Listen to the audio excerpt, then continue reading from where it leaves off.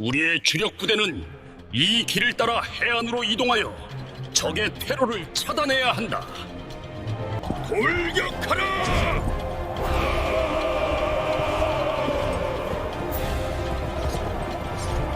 지금으로부터 약 20만 년 전 동아시아 대륙 곳곳에서 인류의 흔적이 시작되었습니다.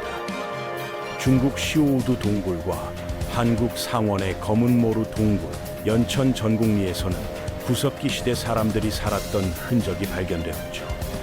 특히 중국의 위안모우와 베이징에서는 호모 에렉투스 단계의 인류 화석이 발굴되어 고고학계를 놀라게 했습니다. 오늘은 중국 역사의 시작과 현재를 알아보도록 하겠습니다.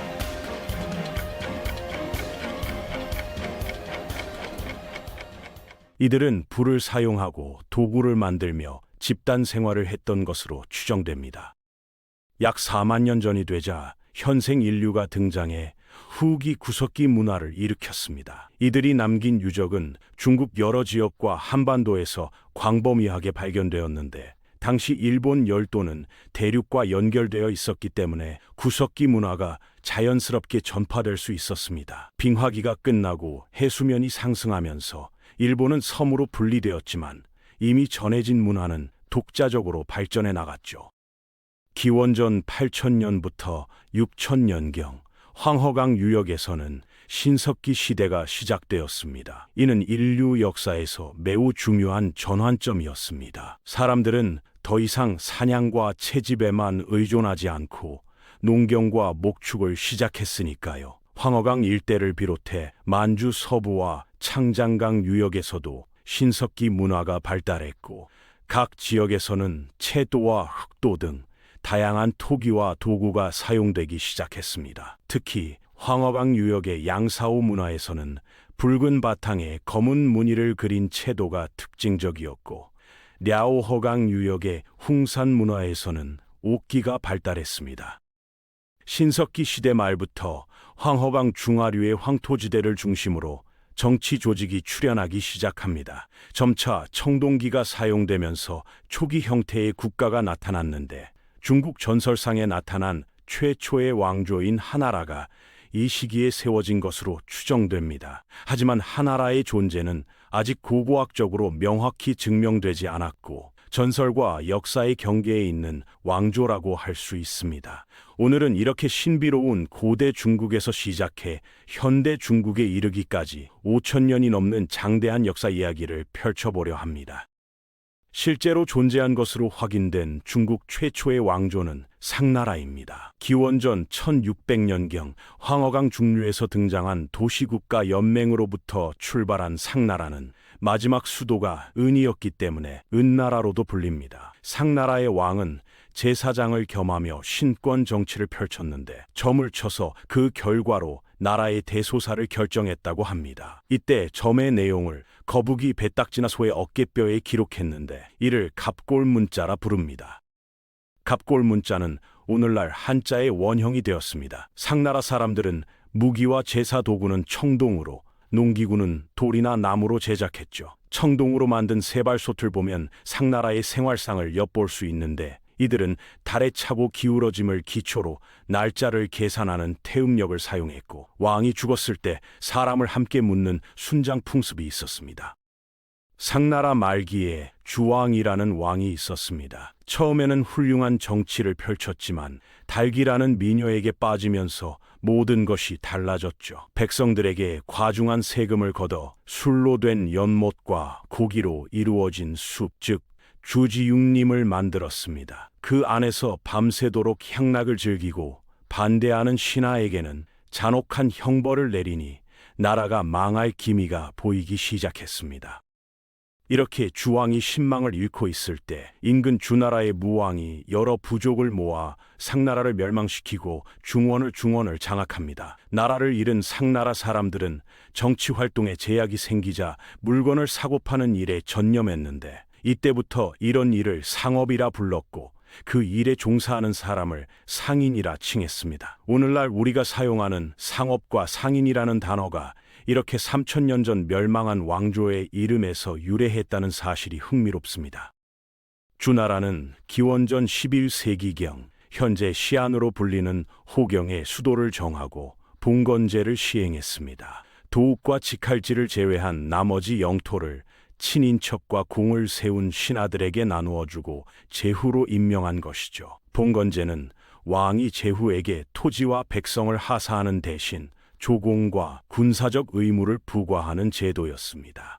주로 왕의 형제나 친척을 제후로 임명했기 때문에 혈연 관계를 기반으로 한 종법과 예법이 확립되었습니다.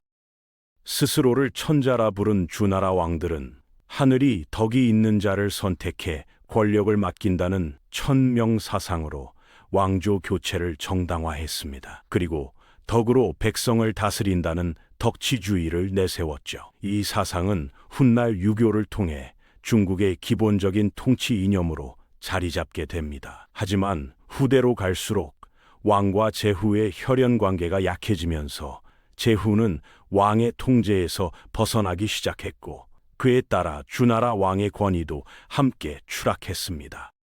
주나라 제12대 왕인 유왕이 즉위하자 수도 호경 주위에서 지진이 일어나고 산이 무너지며 강물이 마르는 등 천재지변이 발생했습니다. 하지만 유왕은 이에 대처하지 않고 포사라는 여인과 사랑에 빠졌죠. 포사는 평소에 잘 웃지 않았는데 유왕은 어떻게든 그녀를 웃게 하려 애썼지만 번번이 실패했습니다.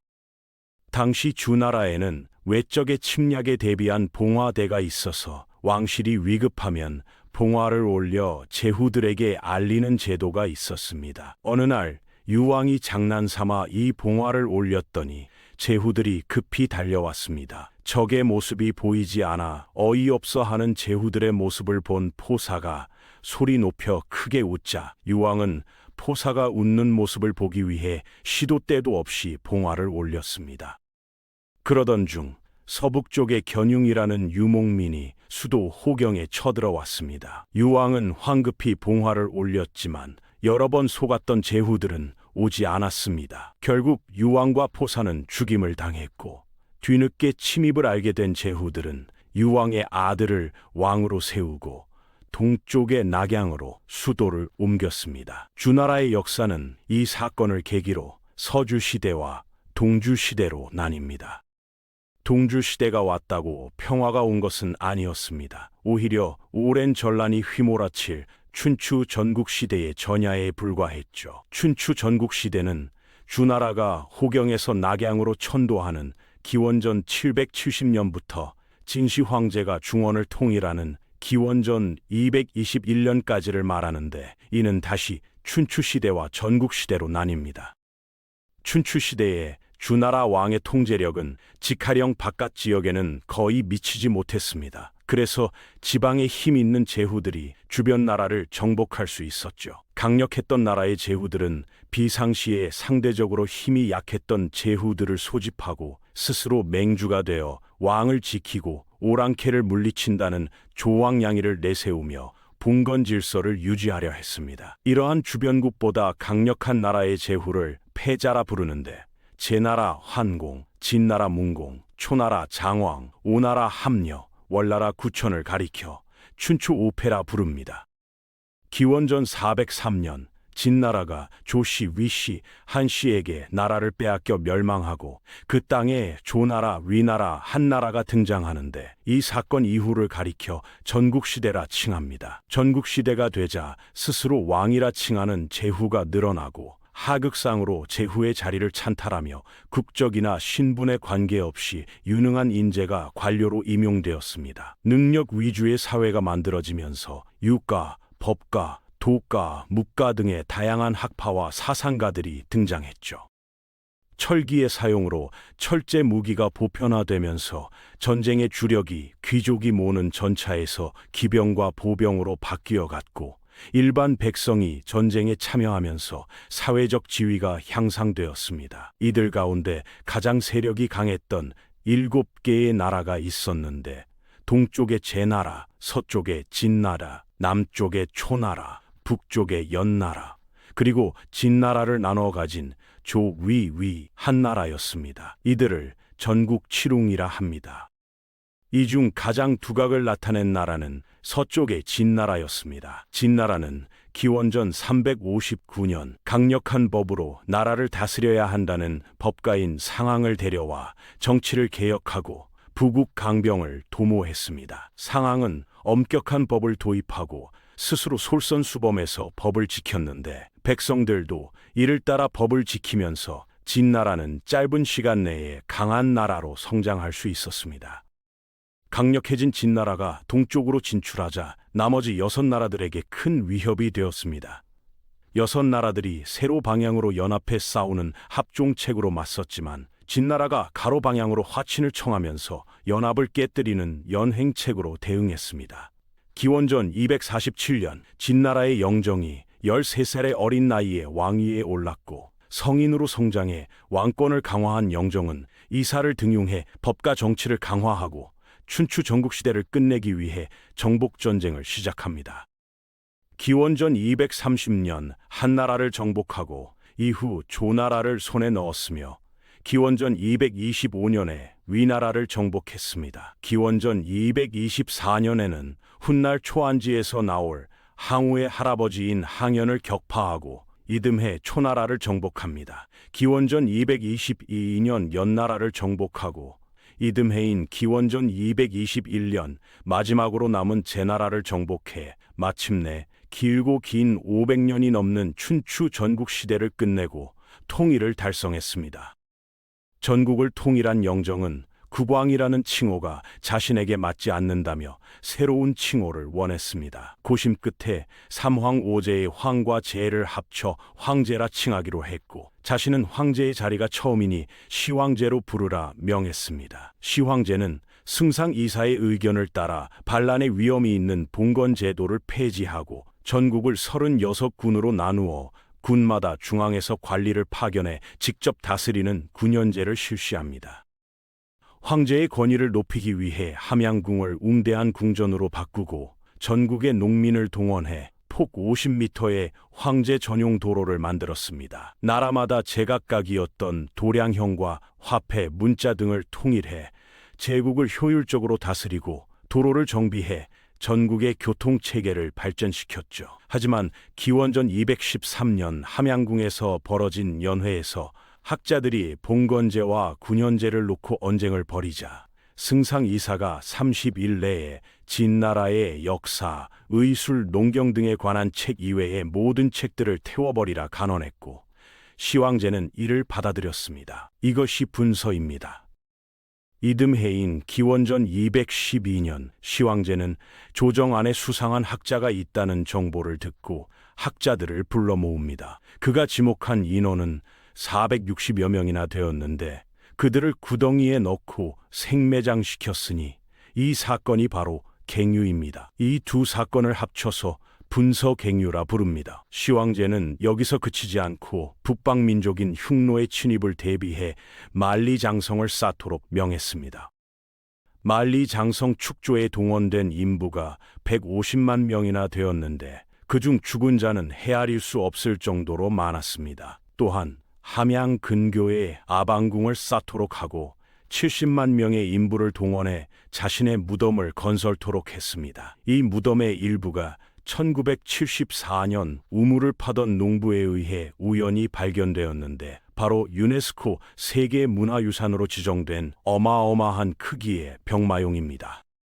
엄청난 규모의 대토목 공사를 하는 동안 진나라의 국가 재정은 엉망이 되었습니다. 하지만 시황제는 국가를 돌볼 생각은 하지 않고 영원히 늙지 않고 죽지 않는 불로불사의 꿈을 갖고 있었습니다. 서복이라는 사람이 불로불사약을 구해오겠다며 배에 수많은 보물과 소년소녀 3,000명을 싣고 바다로 떠났는데 그들은 다시 돌아오지 않았습니다. 서복이 탄 배가 지금의 일본이나 제주도로 가서 정착했다는 설이 있죠.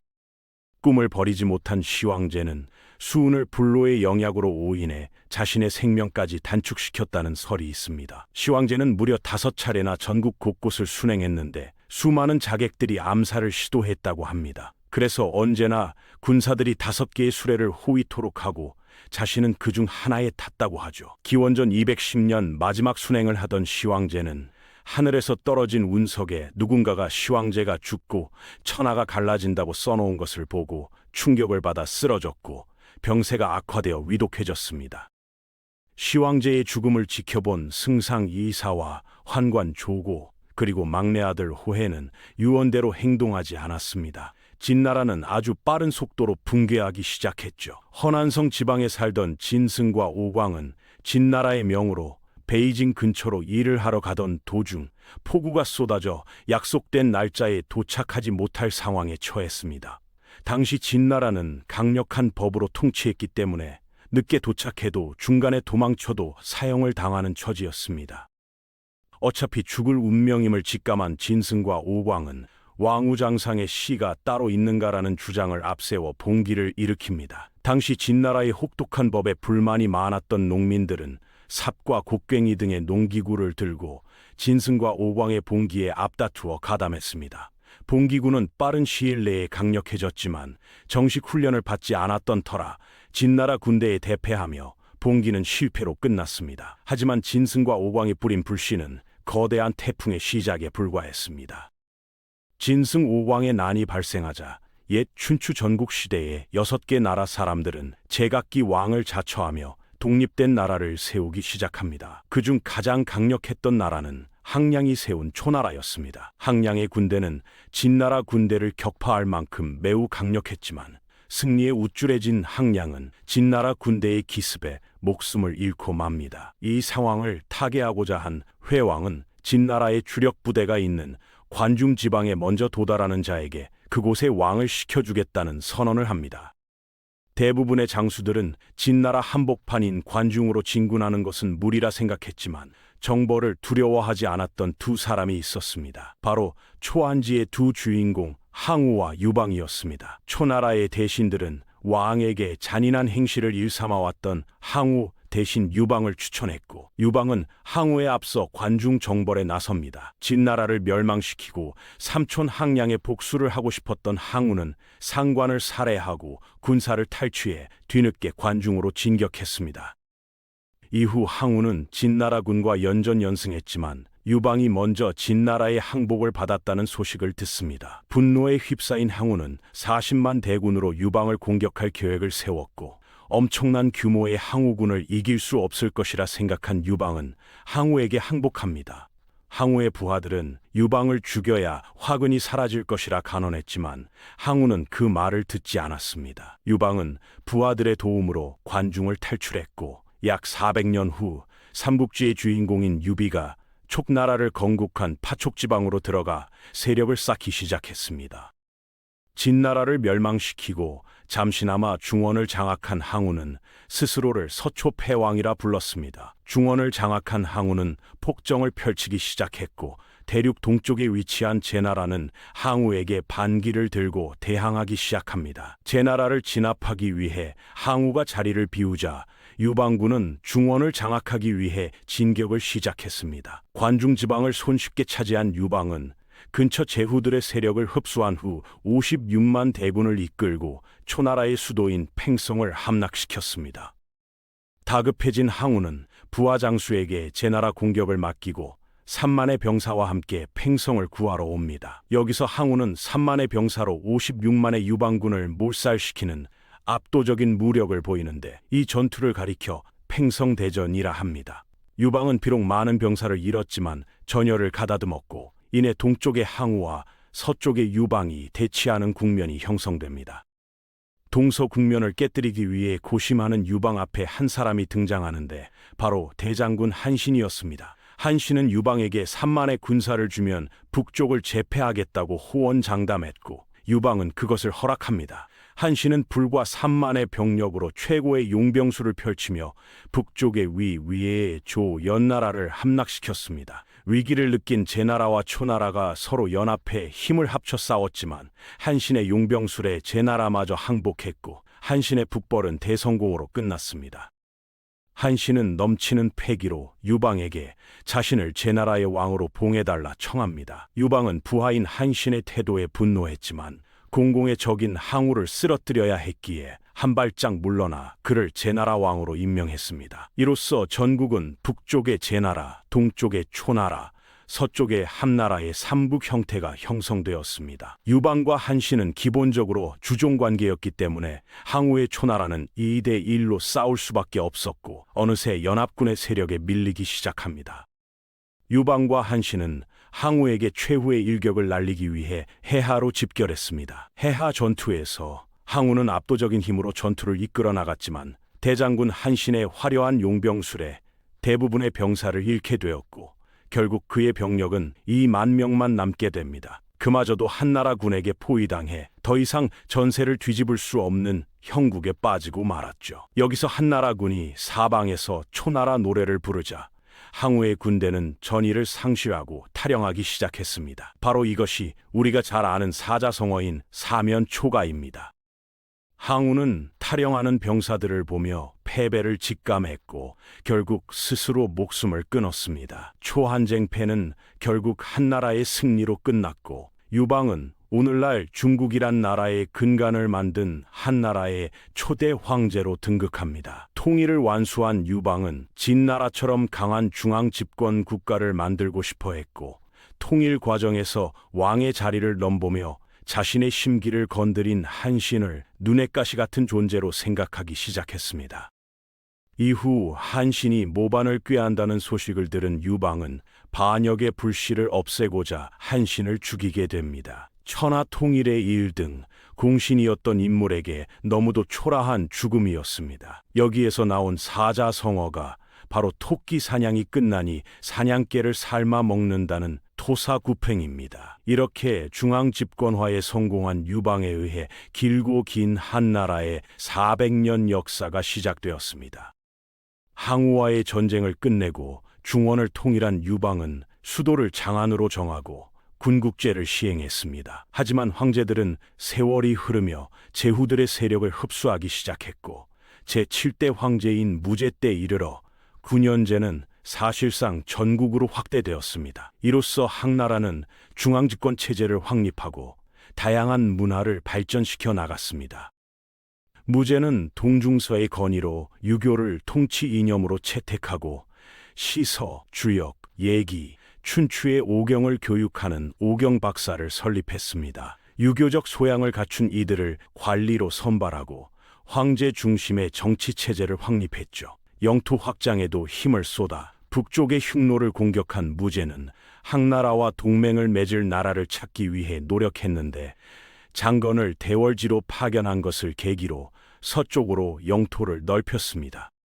남쪽으로는 지금의 베트남에 해당하는 남비엣을 멸망시켜 새로운 군현을 설치하고 동쪽으로는 고조선을 멸망시켜 사군을 설치했습니다. 무제는 잦은 원정으로 인해 재정이 어려워지자 경제를 통제하는 정책을 실시했습니다. 소금과 철, 술 등을 국가가 관할해 수익을 독점하는 전매제를 실시했고 지방 특산물을 조세로 거두어 물자가 부족한 지역에 팔아 유통을 원활히 하는 균수법을 시행했습니다.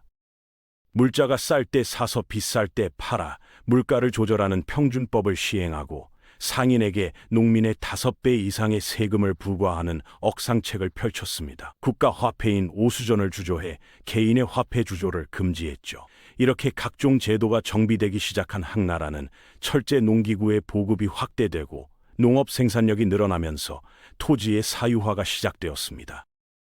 이에 따라 대토지를 소유하는 호족이 나타나 지역사회를 지배하기 시작했고 이들은 향거리 선제를 통해 관료로 진출하여 중앙정치를 주도했습니다. 진시 황제가 수많은 책을 불태웠던 분서갱유 사건 이후 유교 경전을 보관하고 풀이와 주석을 다는 훈고학이 정착했습니다. 일반 백성들에게는 토착신앙과 도가사상이 결합된 태평도, 오두미교와 같은 종교가 전파되었습니다.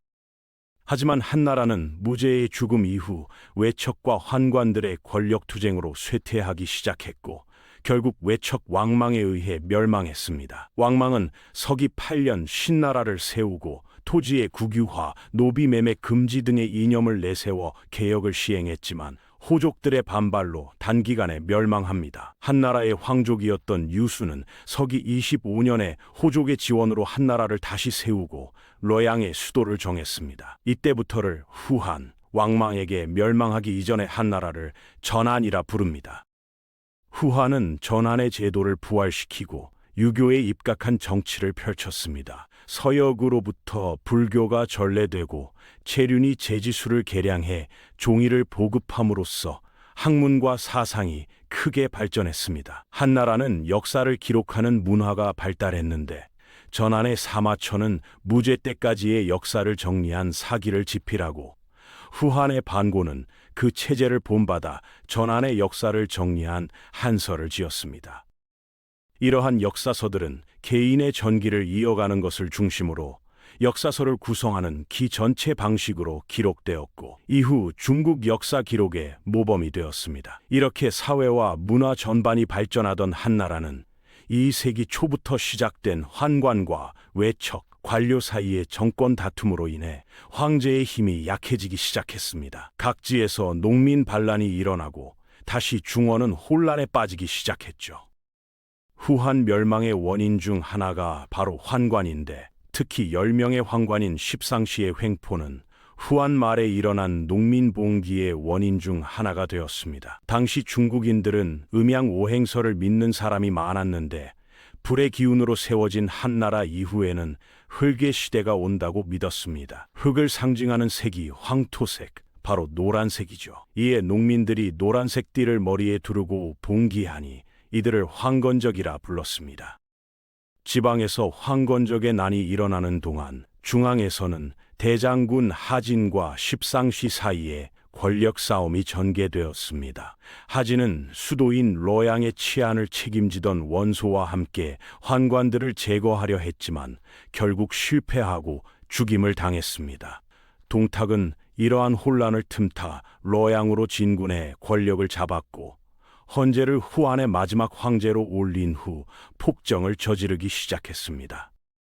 동탁은 역대 황제의 능을 파헤쳐 보물을 탈취하고 백성의 재산을 빼앗는 만행을 저질렀습니다. 이에 외부로 쫓겨난 원소를 중심으로 조조, 손견 등 여러 장군들은 동탁을 제거하고자 연합군을 조직하고 로양을 공격했습니다. 동탁은 로양을 불태우고 황제와 백성을 데리고 전한의 수도였던 장안으로 이동했지만 부하 여포에 의해 죽임을 당합니다. 동탁이 죽은 후 부하들 사이에는 권력 쟁탈전이 벌어졌고 이 전투로 인해 장안은 쑥대밭이 되었습니다. 헌제가 난을 피해 장안을 탈출하자 조조가 나타나 황제를 보호하기 시작했습니다. 조조는 황제를 등에 업고 난세 주도권을 장악하기 시작했죠. 이후 원소는 중원을 차지하기 위해 조조와 맞붙었지만 조조는 전력의 열세에도 불구하고 원소군을 격파했습니다. 중원의 최강자가 된 조조의 다음 목표는 손권이 다스리는 강남 지방이었습니다. 208년 조조는 대군을 이끌고 양쯔강 유역으로 진군했습니다. 하지만 손권과 유비의 연합군에게 패배하는데 이 전투를 적벽대전이라 부릅니다. 적벽대전 이후 형주 지방과 파촉 지방을 손에 넣은 유비가 중국의 서남 쪽을 차지하자 비로소 조조, 유비, 손권이 중국 대륙을 나누어 다스리는 삼국시대가 전개되었습니다. 삼국이 대립하다 서기 220년 조조가 사망했습니다. 조조의 권력을 이어받은 조비는 헌제를 폐위시키고 위나라를 건국했습니다. 이로써 400년간 이어오던 한나라의 역사는 끝이 났습니다. 이듬해인 221년 유비가 촉을, 229년 손권이 오나라를 건국하며 비로소 삼국지가 완성되었습니다. 223년 유비가 사망하며 아들인 유선이 황제에 오르자 제갈량은 유비의 뜻을 이어 위나라를 정복하기 위한 전쟁을 시작했습니다. 제갈량은 북벌이라는 명목으로 위나라를 공격했지만 위나라의 사마이는 위기 때마다 방어에 성공했습니다. 여러 차례의 북벌을 감행했지만 번번이 실패한 제갈량은 234년 결국 오장원에서 생을 마감했습니다. 이후 제갈량을 막아내며 위나라 최고의 권력자가 된 사마이는 251년 사망하고 그의 후손들은 계속해서 권력을 이어나갔습니다. 263년 사마이의 아들인 사마소가 총나라를 정복하며 유비의 꿈은 역사 속으로 사라졌습니다. 하지만 정권을 잡은 사마소 역시 265년 병으로 사망하고 아들인 사마염이 정권을 잡았습니다. 이후 사마염은 위나라 마지막 황제인 조환에게 황제 자리를 물려받아 진나라를 건국했습니다. 뒤이어 280년 사마염이 오나라의 마지막 황제인 소노의 항복을 받아내 삼국이 통일되었고, 이로써 삼국의 역사는 끝이 났습니다. 진나라를 통일한 사마염은 위나라의 멸망이 조씨의 힘이 약하기 때문이라고 생각했습니다. 그래서 사마씨의 힘을 강화하고자 일족 27명을 지방을 통치하는 왕으로 봉하고 다른 호족들을 철저히 견제했습니다. 사마염은 55세의 나이로 사망하는데 그 뒤를 이어 아들인 사마충이 황제의 자리에 올랐습니다. 역사에서 해제로 불리는 사마충은 선천적으로 지능이 떨어졌지만 부인인 가남풍이 시험 출제관을 매수해 해제를 황제로 만드는 데 성공했습니다. 이로 인해 권력을 차지한 가남풍은 동생이 낳은 아이를 자신의 아이로 속여 차기 황제로 만드는 작전에 돌입했습니다. 그런 가남풍에게 후궁이 낳은 황태자 사마유는 눈엣가시 같은 존재였습니다. 가남풍은 사마유를 죽이려고 독사를 시도했지만 실패하고 결국 그를 쇠꼬챙이로 무참히 살해했습니다. 이 소식을 들은 사마씨 일족의 왕 8명이 낙양으로 달려와 수도를 점령하기 시작했는데 이를 팔왕의 난이라 부릅니다.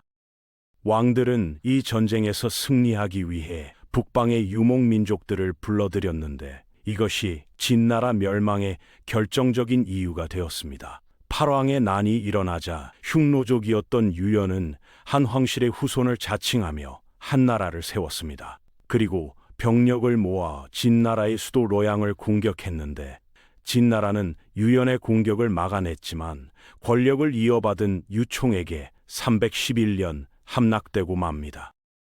그러자 사마염의 조카였던 사마예는 양쯔강 지역으로 내려가 오나라의 옛 수도인 건강의 근거지를 잡고 새로운 황제에 올랐습니다. 이때부터의 진나라를 동진이라 하고 이전의 진나라를 서진이라 부릅니다. 유총이 다스리던 한나라는 흉노, 저, 강, 갈, 선비의 5 이민족들에게 멸망하는데 이후 무려 16개의 나라가 생겨났습니다. 이 시기에 있던 나라들을 가리켜 오호심육국이라 부릅니다. 세월이 흘러 439년 선비족이 세운 북위가 화북을 통일하며 전라는 일단락됩니다. 북위의 효문제는 로양으로 천도한 후 선비족의 복장과 언어를 금지하고 한족과의 결혼을 장려하는 적극적인 한화 정책을 펼쳤습니다. 이로 인해 북방 민족의 문화와 한족의 문화가 섞이는데 이것을 가리켜 호한융합이라 부릅니다. 효문제는 자영농을 육성하기 위해 15세 이상의 남녀에게 토지를 나눠주는 균전제를 시행했는데 균전제는 후에 수당나라에도 계승되었습니다. 효문제의 개혁은 귀족들의 반발을 샀고 효문제의 사망 후 북위는 내분으로 인해 동위와 서위로 분열됩니다. 동위와 서위는 다시 북제와 북주로 바뀌는데 이 나라들을 통틀어 북조라 부릅니다. 한편 동진은 기존의 토착민들과 북쪽에서 내려온 이주민의 대립 그리고 문벌 정치의 폐단으로 인해 멸망했습니다. 이후 송제, 양, 진나라로 왕조가 바뀌는데 이를 통틀어 남조라 부르고 북조와 남조가 통치하던 시대를 합쳐 남북조 시대라 부릅니다.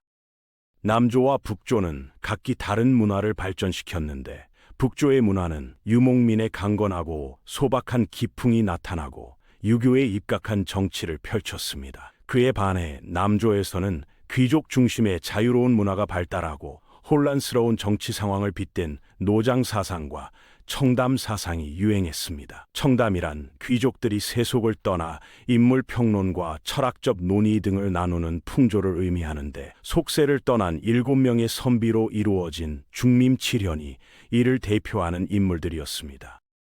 남조와 북조 모두 불교가 유행했는데 특히 북조에서 윈강, 룽먼과 같은 대규모 석굴 사원이 만들어졌습니다. 이 시기에 서역 승려 쿠마라지바, 동진의 법현 등이 인도와 중국을 오가며 불경을 한자로 번역했습니다. 태평도와 오두미교와 같은 민간 신앙이 도교로 발전하고 황실과 민중으로 퍼져나갔습니다. 이렇게 독자적인 문화를 만들어 나가던 남북조를 통일한 인물은 수나라를 건국한 양견입니다. 양견은 북주의 고위직이었던 아버지를 이어 높은 지위에 올랐고 양견의 딸이 북주의 황후가 되자 실권을 장악하는 데 성공했습니다. 뒤이어 양견은 9살인 외손자가 북주의 마지막 황제 자리에 오르자 그에게 선의를 받아 수나라의 초대 황제 문제가 되었습니다.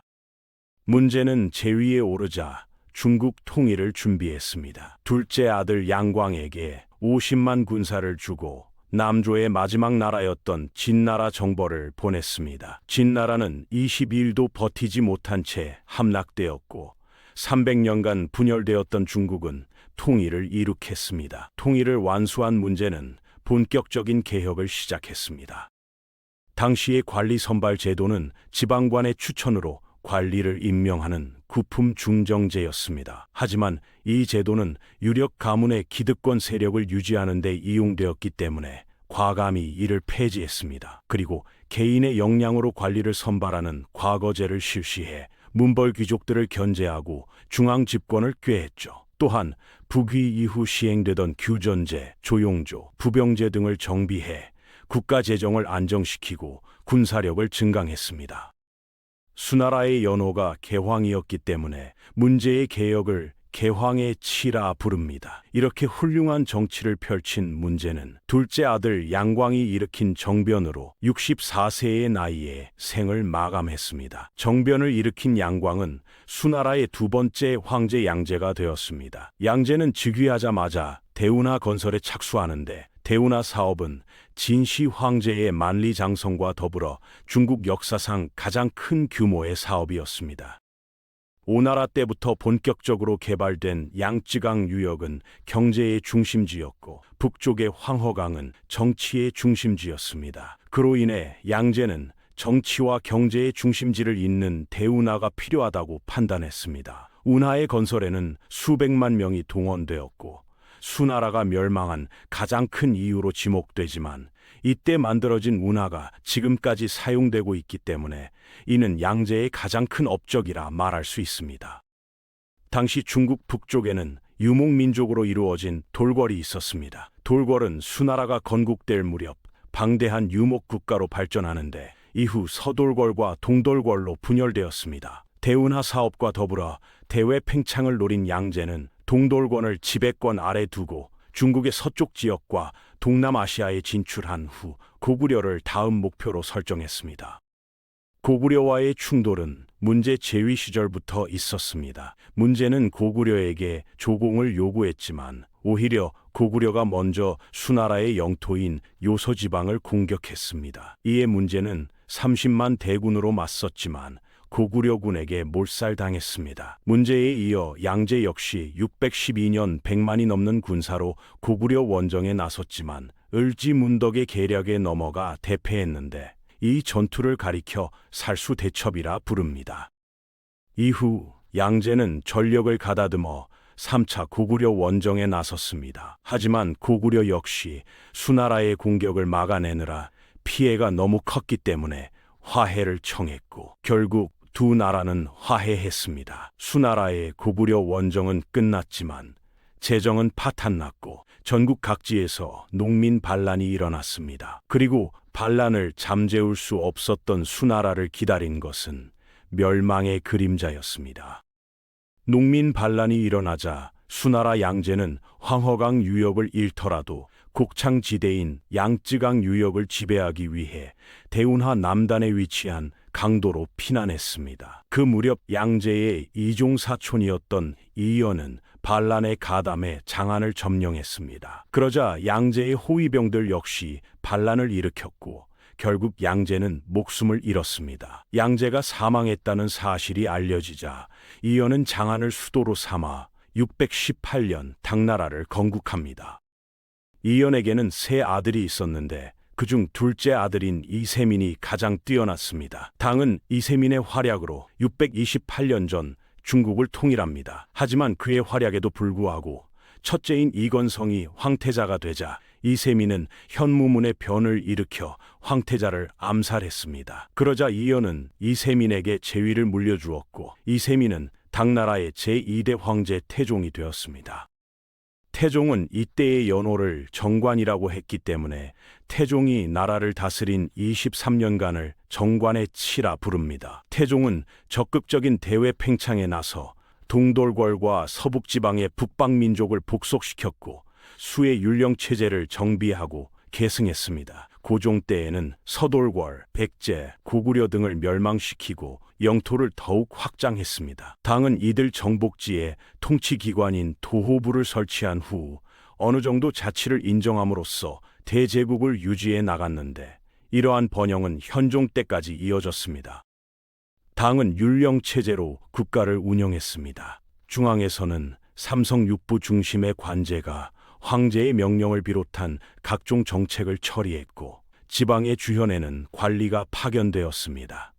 또한 균전제, 조용조, 부병제를 통해 자영농을 육성하고 재정과 군사력을 튼튼히 했는데 이러한 체제는 동아시아 각국에 영향을 끼쳤습니다. 당은 귀족 중심의 사회였습니다. 귀족은 과거와 음서를 통해 관직을 독점하고 특권을 누렸는데 과거제의 최종 선발 과정에서는 문벌이 중시되었습니다. 한편 당대에는 화북지방에서도 2년 3작이 가능해져 농업 생산량이 크게 증가했습니다. 상업 역시 발달해 일종의 약속 어음인 비전이 사용되었고 상인 조합인 행이 나타났습니다. 아라비아, 페르시아 등지의 지역 상인들은 비단길, 바닷길을 통해 당과 교역했습니다. 당시 외국 무역선을 시박이라 불렀는데 정부는 무역을 관리하기 위해 이것의 이름을 본뜬 시박사를 설치했습니다. 수도 장안을 비롯한 대도시에는 각국에서 온 상인, 유학생, 예능인이 모여들었고 서역 풍습도 유행했습니다. 사회 경제적 발전은 문화에도 반영되었습니다. 귀족의 취향에 맞게 시가 유행했는데 이백과 두보 등의 시인이 유명했습니다. 또한 과거제에 힘입어 유학도 발달했습니다. 훈고학을 집대성한 공영달의 경전주석인 오경정의는 과거 시험의 수험서로 쓰였으나 사상의 획일화를 초래한다는 단점이 있었습니다. 당은 남북조에 발전한 호한융합의 문화를 집대성하고 서역의 문화를 수용해 개방적이고 국제적인 문화를 발전시켰습니다. 이 시기에는 불교와 도교가 더욱 발전했을 뿐만 아니라 조로아스터교, 마니교, 경교, 이슬람교 등 다양한 외래 종교도 유행했으며 현장 법사와 같은 승려는 인도를 순례하고 불교 경전을 들여오기도 했습니다. 당은 주변 나라들과 정치, 군사면에서 긴밀한 유대 관계를 맺었습니다. 육도 호부를 설치해 몽골, 서역, 베트남 등을 지배했고 신라, 발해, 일본 등은 당과의 교류를 통해 그들의 제도와 문화를 받아들였습니다. 이 과정에서 유교와 불교, 율령과 한자 등의 공통문화 요소가 동아시아 각국에 정착했습니다. 하지만 대외적으로 7세기에는 돌궐과 토번, 8세기에는 위구르가 당을 위협했습니다. 이들과의 대립으로 당의 통치 체제가 서서히 흐트러져 가는데 장원이 늘어나 균전제가 무너져갔고 모병제가 도입되었습니다. 돌궐 출신인 안록산과 사사명은 출세를 위해 당나라 군에 들어갔습니다. 이들은 당시 황제였던 현종과 양귀비의 총애를 받아 현재 베이징 근처에 기반을 둔 세 곳의 절도사를 결합해 20만 대군을 지휘하는 군벌로 성장했습니다. 지방을 다스리던 절도사는 현지에서 자신의 병사를 모집하는 일이 허용되었습니다. 병사들은 토지를 받는 조건으로 군역을 수행하는 이들이 아닌 모병제를 통해 봉급을 받는 조건으로 모인 병력이었습니다. 이로 인해 절도사와 몰락 농민, 이민족으로 이루어진 병사 사이에 주종관계가 형성되었고 강력한 세력을 갖게 된 절도사는 독립왕국을 다스리는 것과 마찬가지인 권력을 갖게 되었습니다. 이렇게 성장한 알록산과 사사명은 15만 명의 병력을 동원해 난을 일으키는데 이를 안사의 난이라 부릅니다. 이들은 장안성을 점령하고 황제가 되었지만 다시 당나라와 위구르의 연합군에게 장안을 빼앗기고 맙니다. 그리고 각자의 아들들에게 피살당하며 난은 실패로 끝났습니다. 하지만 안사의 난은 당나라 스스로의 힘이 아닌 위구르의 도움과 반란군 내부의 분열로 진압되었기 때문에 정부의 힘은 급격히 약화되었고 지방의 절도사들은 독자적인 지배력을 강화하기 시작했습니다. 농민들에게 토지를 균등하게 나누어 주는 균전제는 소수의 사람들이 넓은 토지를 차지하는 것을 막는 기능을 하고 있었는데, 안사의 난 이후 장원제가 확산되며 빈부격차가 벌어지기 시작했습니다. 이에 따라 개인이 확장시킨 토지의 소유를 인정하기 시작했고, 토지의 크기에 따라 여름과 가을에 2번 세금을 걷는 양세법이 시행되었습니다. 절도사의 힘이 강력해지자 당나라는 이를 견제하기 위해 중앙정부군을 증강시키는데, 그 과정에서 많은 세금을 걷게 되었습니다. 이로 인해 소금의 가격이 30배까지 치솟자 소금 밀매업자들이 나타나기 시작하는데, 그중 하나였던 황소는 875년 난을 일으킵니다. 당나라 정부는 절도사들에게 진압 명령을 내렸지만 이에 응하지 않았고, 황소는 장안을 점령하고 황제로 등극했습니다.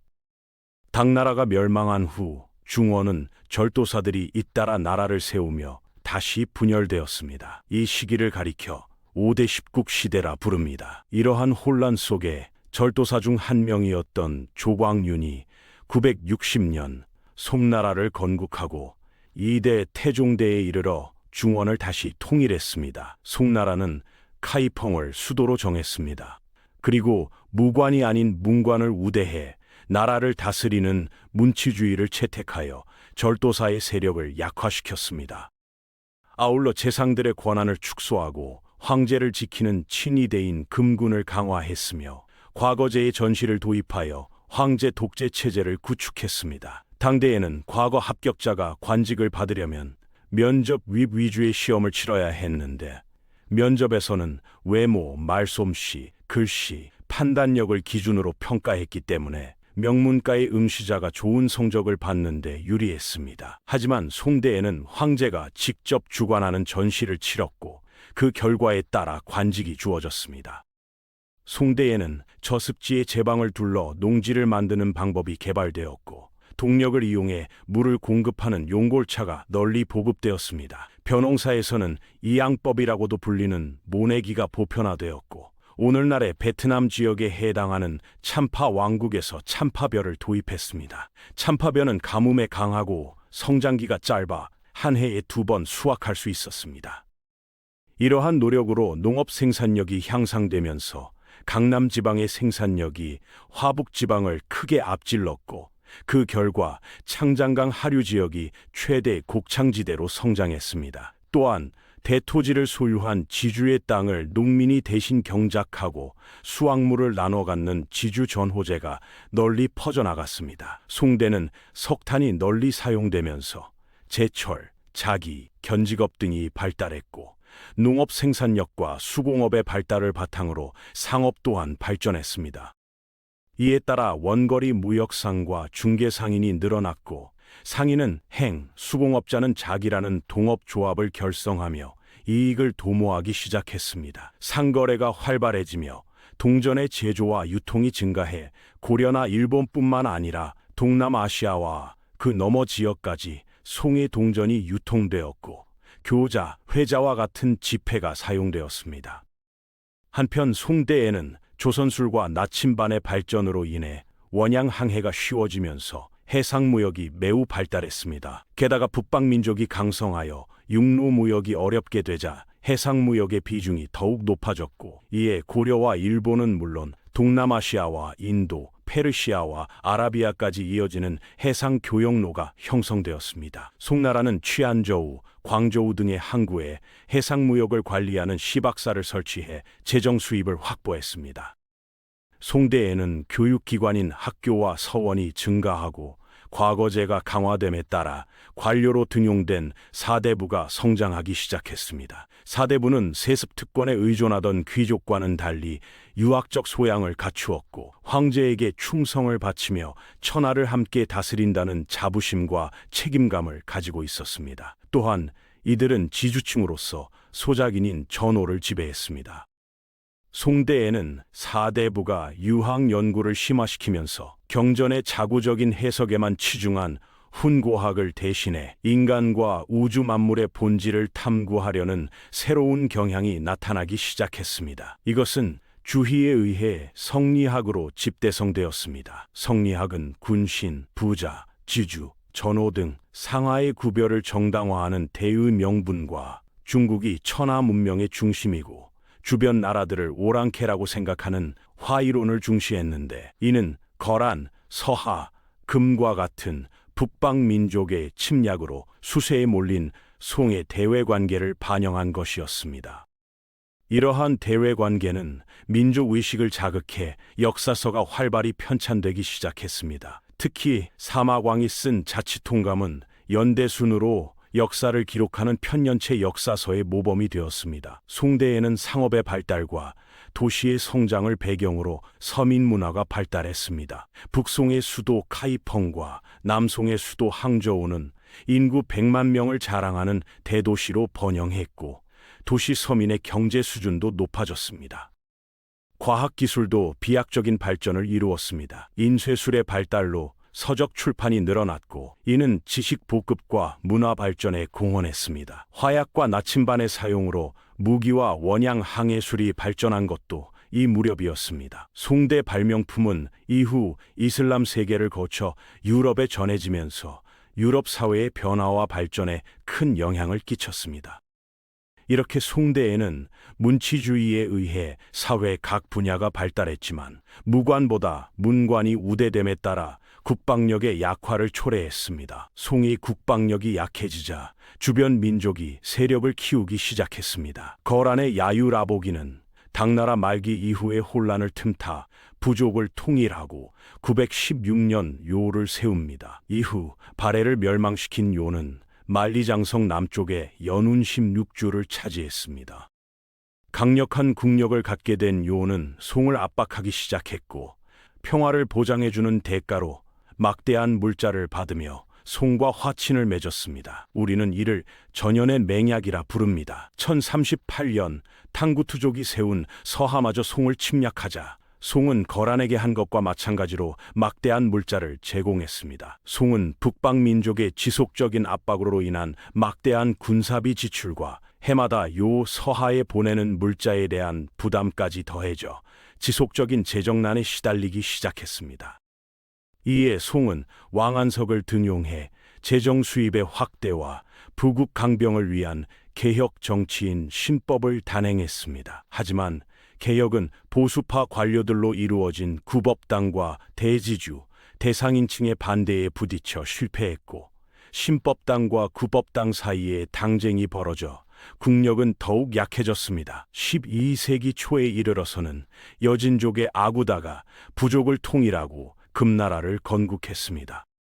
금은 송과 연합하여 요를 공격했고, 이후 단독으로 요를 무너뜨렸습니다. 나아가 송마저 공격하여 수도 카이펑을 함락시키고 황제를 포로로 끌고 가는데, 이를 정강의 변이라 부릅니다. 이로써 황허강 이북을 차지하게 된 금은 수도를 현재의 베이징에 해당하는 중도로 옮기고 화북 지역을 지배했습니다. 송은 금의 화북 지역을 빼앗기고 수도를 현재의 항저우인 항저우로 옮기는데, 이때 이후를 남송, 이전을 북송이라 부릅니다.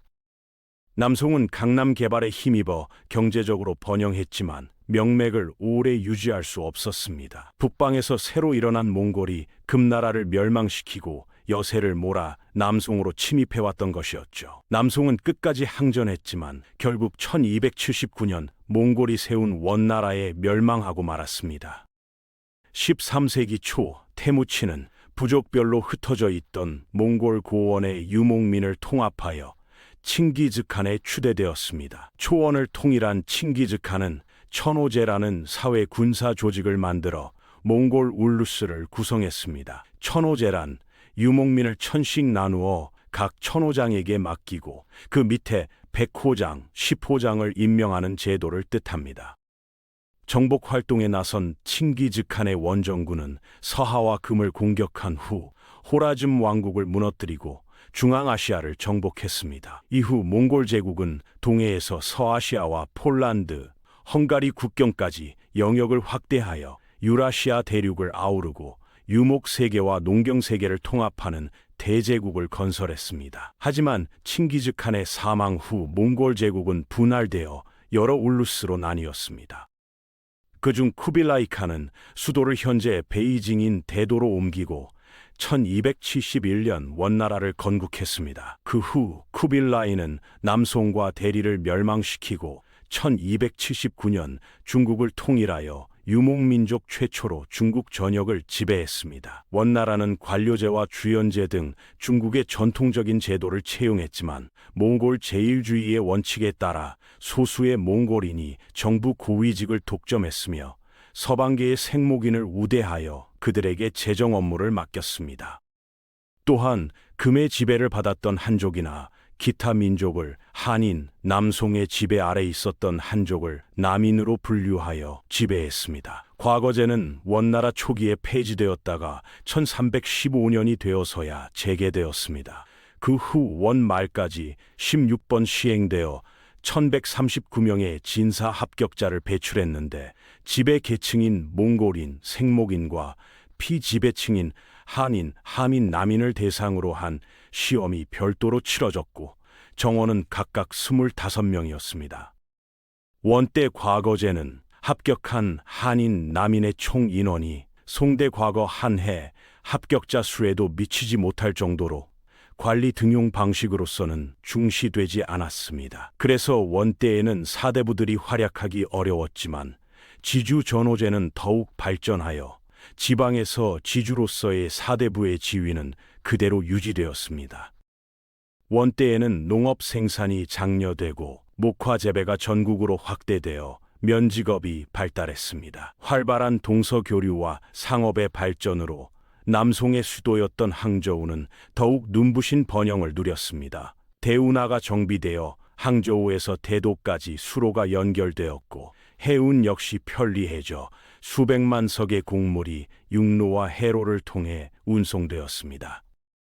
또한 원은 동전 생산량의 부족을 보완하고 교역의 편의를 위해 지폐인 교초를 발행했습니다. 몽골 문자인 파스파 문자와 한자가 함께 인쇄된 교초는 지폐에 찍혀있는 칸의 도장이 신용을 보증했기 때문에 원제국 안에서 널리 통용될 수 있었습니다. 또한 소금을 비롯한 각종 전매 제도와 세금 납부에 교초를 사용하게 했기 때문에 화폐의 가치를 유지할 수 있었습니다.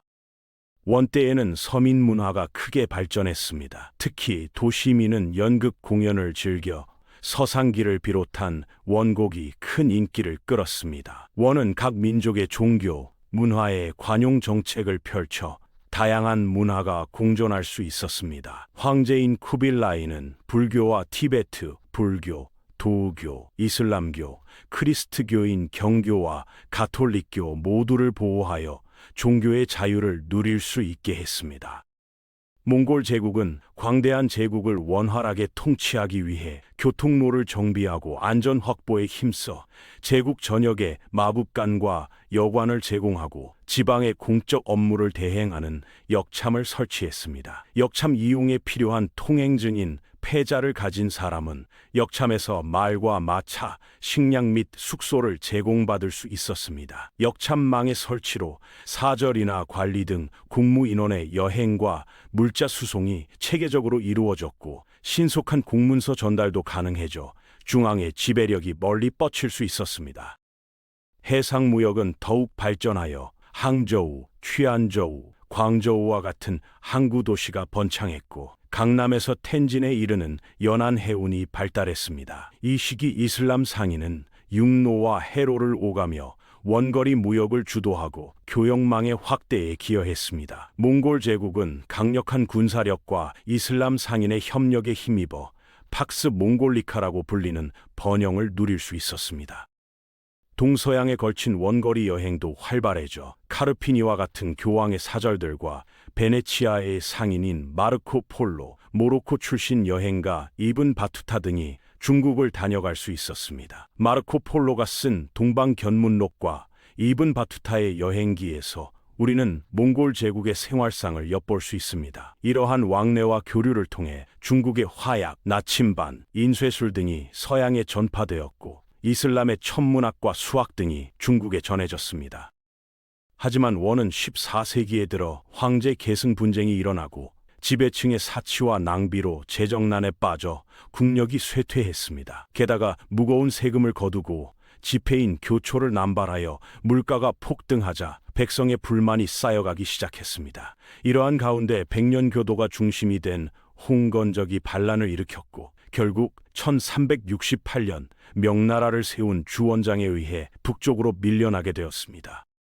14세기 중엽 중원은 각지에서 원의 지배에 저항하는 농민 봉기가 잇따랐습니다. 가난한 농민 출신이었던 주원장은 홍건적의 반란에 가담했다가 강남 일대의 반원 세력을 규합하여 난징의 명나라를 세우고 1368년 황제 자리에 올랐습니다. 태조 홍무제는 몽골을 북으로 몰아내는 데 성공하여 한족 왕조를 부활시켰습니다. 그는 민중 교화를 위해 유교를 반포했으며 각지에 학교를 세우고 과거제를 정비했습니다. 또한 어린도책이라 불리는 토지대장과 조세대장 겸 호적대장인 부역황책을 마련했습니다. 어린도책은 구획마다 토지 면적과 모양, 조세 액수, 토지 소유주, 경작자 등을 기록한 토지대장인데 그 모양이 물고기 비늘과 같아서 어린도책이라고 불렸습니다. 명은 이를 바탕으로 세금과 요역을 징수했으며 괄괴의 수탈을 줄이고자 농민이 직접 조세 징수와 치안 유지를 담당하는 이갑제를 시행했습니다. 홍무제는 승상을 폐지하고 중앙정부를 직접 통솔함으로써 모든 정보와 권력이 황제에게 집중되도록 만들었습니다. 그리고 늘어난 황제 업무를 보조하기 위해 황제의 비서, 고문 역할을 하는 대학사를 두었습니다. 홍무제는 몽골을 방어하기 위해 북방에 자식들을 배치했고 동남 연안 지방에는 해금 정책을 취해 일반인의 해상무역을 금지하고 조공무역만 허락했습니다. 황제의 위상과 명나라의 국력은 영락제 때 절정을 이루었습니다. 영락제는 자금성을 건설하여 수도를 베이징으로 옮기고 대외 팽창 정책을 추진했습니다. 황제가 직접 군대를 이끌고 수차례에 걸쳐 몽골을 공격했으며 남쪽의 베트남까지 점령했습니다. 영락제는 황관 정화에게 여러 차례에 걸쳐 대규모 항해를 추진하게 했습니다.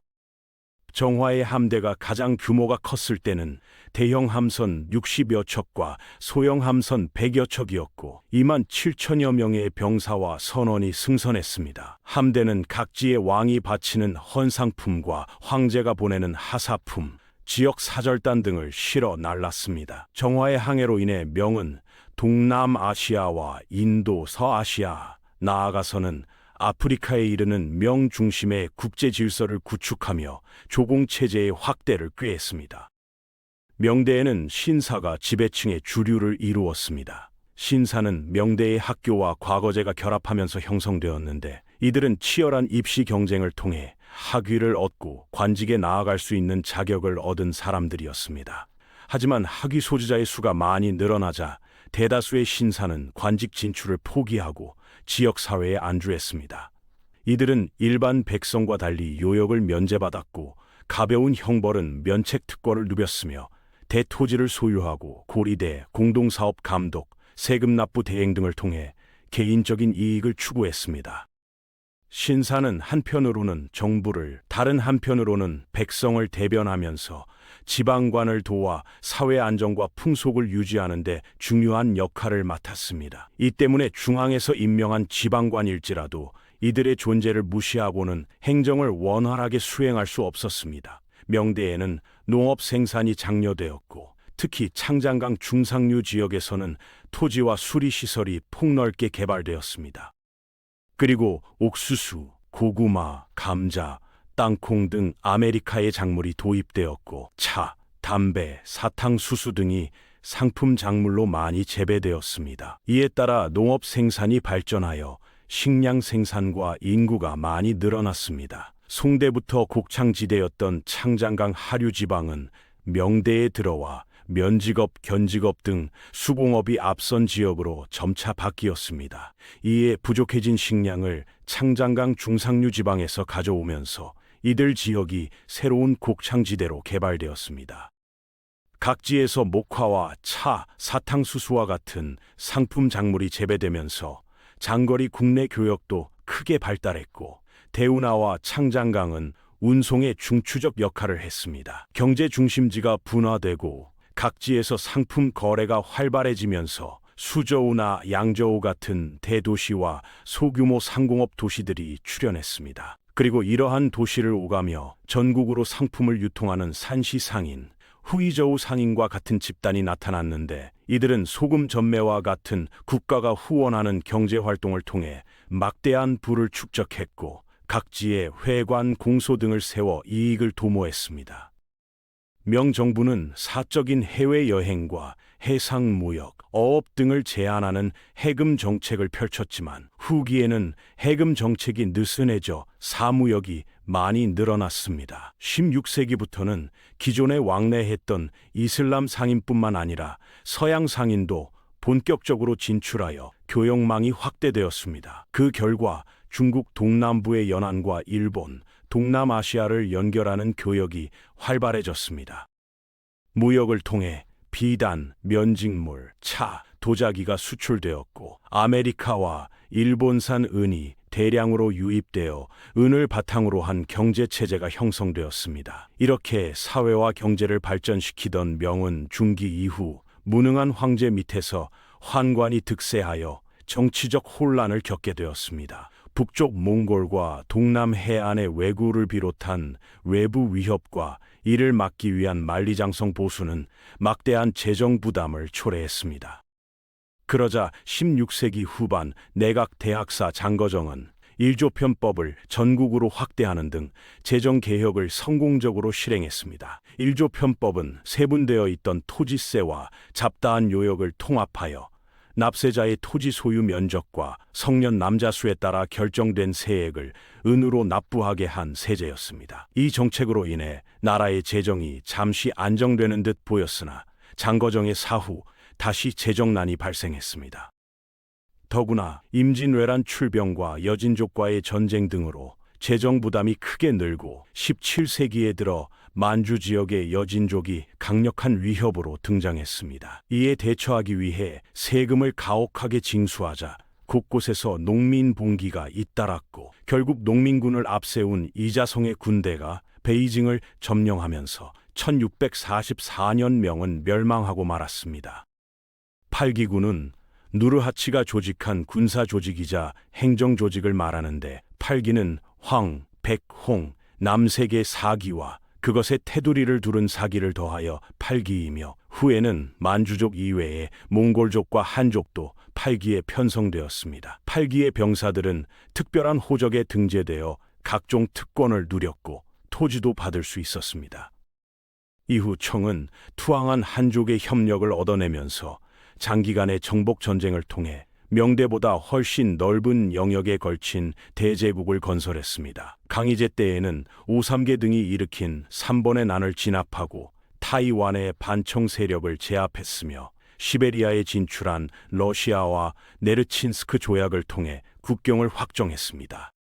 강희제의 뒤를 이은 옹정제는 군기처를 설치하고 비밀 상주문 제도를 도입하여 모든 정보와 결정권을 장악함으로써 황제 독재권을 강화했습니다. 걸륭제에 이르러 청은 장기적인 평화와 번영을 누리는 전성기를 맞이했습니다. 주변 지역에 대한 정복을 계속하여 티베트와 신장, 몽골 등을 포함한 오늘날 중국 영토의 대부분을 이 시기에 확보했습니다.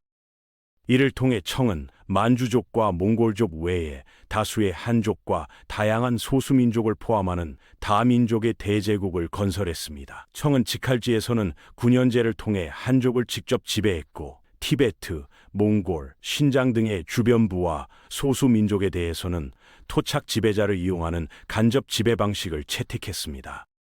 중국 역사는 언제나 흥망성쇠를 반복해 왔습니다. 황허강 유역에서 시작된 문명은 수천 년의 세월 동안 수많은 왕조의 흥망을 지켜보았습니다. 통일과 분열을 거듭하며 때로는 강력한 제국을 이루기도 했고 때로는 여러 나라로 쪼개져 서로 싸우기도 했습니다. 북방 유목민족과의 충돌과 융합을 통해 중국 문화는 더욱 풍성해졌고 동아시아 전체에 큰 영향을 미쳤습니다. 상나라의 갑골문에서 시작된 한자는 오늘날까지 사용되고 있으며 공자의 유교 사상은 2000년이 넘는 시간 동안 중국뿐만 아니라 한국과 일본, 베트남 등 동아시아 전역의 통치 이념이자 삶의 철학이 되었습니다. 진시 황제가 최초로 중국을 통일하며 만든 중앙 집권 체제와 군현제는 이후 모든 왕조의 모델이 되었고, 항나라 때 확립된 과거제는 능력에 따라 관리를 선발하는 혁신적인 제도로 1000년 이상 지속되었습니다. 당나라의 개방적이고 국제적인 문화는 실크로드를 통해 서역과 교류하며 동서양 문명의 가교 역할을 했습니다. 송나라 때 발명된 화약, 나침반, 인쇄술은 유럽으로 전해져 르네상스와 대항해 시대를 여는데 결정적인 역할을 했습니다. 몽골 제국이 건설한 팍스 몽골리카는 유라시아 대륙을 하나로 연결하며 전례 없는 교류와 번영을 가져왔습니다. 명나라의 정화는 대항해 시대가 시작되기 이전에 이미 거대한 함대를 이끌고 아프리카까지 항해했습니다. 청나라는 역대 중국 왕조 중 가장 넓은 영토를 지배하며 다민족 제국의 면모를 보여주었습니다. 하지만 19세기에 들어서면서 중국은 서양 열강의 침략을 받기 시작했고, 수천 년 동안 천하의 중심이라 자부하던 중화 세계는 큰 도전에 직면하게 되었습니다. 아편전쟁과 태평천국운동, 양무운동과 무술개혁, 의화단 사건과 신의 혁명으로 이어지는 격동의 시기를 거치며 중국은 전통과 근대화 사이에서 고민했습니다. 왕조 체제는 무너지고 공화국이 수립되었지만 군벌의 난립과 일본의 침략, 국공 내전으로 이어지는 혼란은 20세기 중반까지 계속되었습니다. 1949년 중화인민공화국이 수립되면서 중국은 새로운 시대를 맞이했습니다.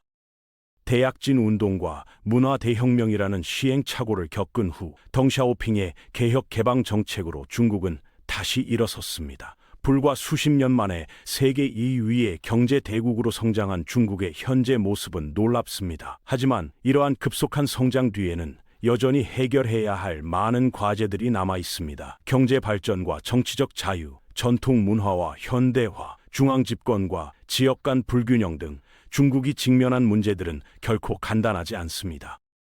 5000년이 넘는 중국의 역사를 돌아보면 변화와 지속이라는 두 가지 키워드를 발견할 수 있습니다. 왕조는 바뀌고 지배자는 교체되었지만 중화라는 정체성과 유교라는 가치관, 한자라는 문자는 오랜 시간 동안 지속되어 왔습니다. 북방 유목민족이 중원을 정복해도 결국에는 중국 문화에 동화되었고, 외래 종교인 불교도 중국화되어 독특한 선종과 정토종을 탄생시켰습니다. 이처럼 중국 문명은 강한 생명력과 포용력을 바탕으로 끊임없이 변화하면서도 그 정체성을 유지해 왔습니다. 오늘날 중국은 과거의 영광을 되찾고 다시 한번 세계의 중심이 되고자 하는 꿈을 꾸고 있습니다. 1대1로 정책을 통해 고대 실크로드를 현대적으로 재현하고 우주 개발과 인공지능 등 첨단 기술 분야에서 선두 자리를 차지하기 위해 노력하고 있습니다. 동시에 전통 문화를 재조명하고 유교와 불교, 도교 등 전통 사상의 가치를 재발견하려는 움직임도 활발합니다. 하지만 중국의 미래가 어떻게 펼쳐질지는 아무도 알 수 없습니다. 역사는 반복되기도 하지만 새로운 길을 만들어 가기도 합니다. 중국이 과거의 영광을 재현할 것인지 아니면 전혀 새로운 모습으로 변모할 것인지는 지켜봐야 할 일입니다. 분명한 것은 중국이라는 거대한 나라의 변화가 우리 모두에게 큰 영향을 미칠 것이라는 사실입니다. 지리적으로 가까운 이웃이자 오랜 역사를 함께 나눈 우리에게 중국의 역사를 이해하는 것은 단순한 지식을 넘어 현재와 미래를 읽는 열쇠가 될 수 있습니다. 황허강에서 시작된 문명이 오늘날 세계 2위의 경제 대국으로 성장하기까지의 여정은 실로 장대했습니다. 통일과 분열, 발전과 쇠퇴, 개방과 폐쇄를 반복하며 중국은 끊임없이 변화해왔지만 그 속에서도 변하지 않는 무언가를 지켜왔습니다. 이것이 바로 중국 역사가 우리에게 주는 가장 큰 교훈일지도 모릅니다. 변화 속에서도 자신의 정체성을 잃지 않고 외부의 도전에 맞서면서도 포용력을 발휘하며 실패를 딛고 일어서는 회복력이 바로 중국 문명이 5,000년 넘게 지속될 수 있었던 비결이 아닐까요? 긴 역사의 여정을 함께 걸어온 여러분, 고대 상나라에서 현대 중국까지 이어지는 이 장대한 이야기는 단순히 과거의 기록이 아닙니다. 그것은 인간이 어떻게 문명을 만들고 발전시켜 왔는지, 어떤 선택이 번영을 가져오고 어떤 결정이 쇠퇴를 초래했는지를 보여주는 살아있는 교과서입니다. 중국의 역사는 여전히 진행 중이며 우리는 지금 그 역사의 새로운 장이 쓰이는 순간을 목격하고 있습니다. 앞으로 중국이 어떤 길을 걸어갈지, 그리고 그것이 우리에게 어떤 의미가 될지는 시간이 말해줄 것입니다.